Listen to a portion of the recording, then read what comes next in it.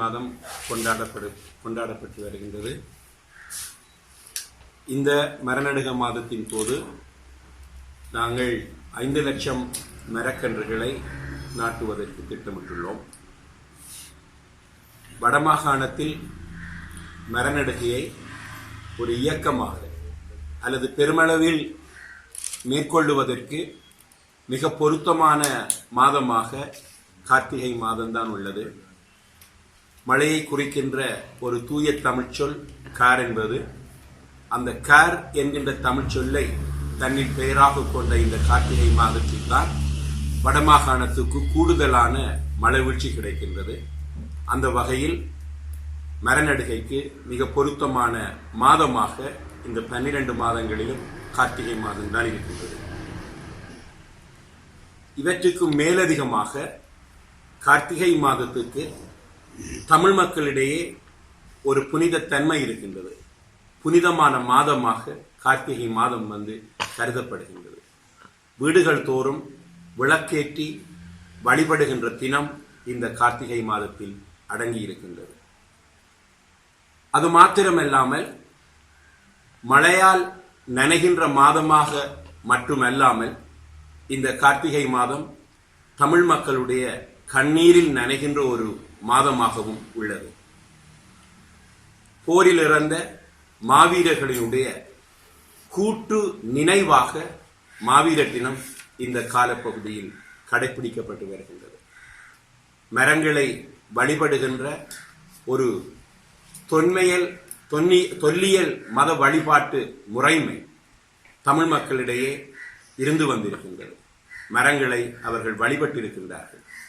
ஆகவே அதே சமயம் மரணித்தவர்களினுடைய நினைவாகவும் மரங்களை நாட்டுகின்ற ஒரு மாண்பு தமிழ் சமூகத்திடம் இருக்கின்றது. இவை போன்ற காரணங்களின் அடிப்படையில் தான் நாங்கள் கார்த்திகை மாதத்தை வடக்கு மாகாணத்துக்குரிய மரநடுகை மாதமாக பிரகடனம் செய்து கடந்த ஆண்டில் இருந்து நாங்கள் அதனை கடைபிடித்து வருகின்றோம். இந்த ஆண்டு மரநடுகை மாதம் தொடர்பாக உரையாடிய பொழுது கௌரவ முதலமைச்சர் அவர்கள் 5 லட்சம் மரக்கன்றுகளை நாட்ட முடியுமா என்று சொல்லி கேட்டிருந்தார். அவரது கோரிக்கைக்கு அமைவாக நாங்கள் 5 மாவட்டங்கள் 5 லட்சம் மரக்கன்றுகள் என்கின்ற தொனிப்பொருளுடன் இந்த மாதத்தில், அதாவது வரப்போகின்ற கார்த்திகை மாதத்தில் 5 லட்சம் மரக்கன்றுகளை நடுவதற்கு திட்டமிட்டுள்ளோம். இந்த மரநடுகை மாதத்திற்கு எங்களுக்கு ஒரு மகுட வாசகம் உள்ளது.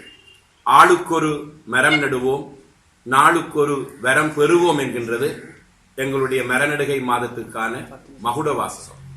அந்த மகுட வாசகத்திற்கு அப்பால் தொனிப்பொருளாக அல்லது கருப்பொருளாக நாங்கள் இந்த ஆண்டு தெரிவு செய்திருப்பதுதான் 5 லட்சம் 5 மாவட்டங்களும் 5 லட்சம் மரங்களும் என்கின்றது. உண்மையில் இது ஒரு மிகப்பெரிய பாரிய முன்னெடுப்பு. நிழல் மரங்கள், பழ மரங்கள், வர்த்தக பெறுமதி வாய்ந்த, அதாவது வெட்டு மரங்களை தரக்கூடிய, தளபாட துவைகளுக்கு தரக்கூடிய மரங்களை உருவாக்குதல், பனம விதைகளை நடுக செய்தல் போன்றவற்றை நாங்கள் இந்த காலப்பகுதியில் முன்னெடுப்பதற்குள்ளோம்.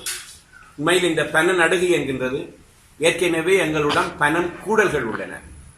ஆனால் அந்த பனம் கூடல்களுக்கும் மேலதிகமாக திட்டமிட்ட இடைவெளிகளில், குறிக்கப்பட்ட இடைவெளிகளில் நாங்கள் பனம் விதைகளை நாட்டுவோமாக இருந்தால் எதிர்காலத்தில் பாரிய பனம் தோப்புக்களை எங்களால் உருவாக்க முடியும். அந்த வகையில் இம்முறை பனம் தோப்புக்களை உருவாக்குவதற்கு ஏற்ற வகையிலும் நாங்கள் பனம் விதைகளை ஊன்றுவதற்கு தீர்மானித்துள்ளோம்.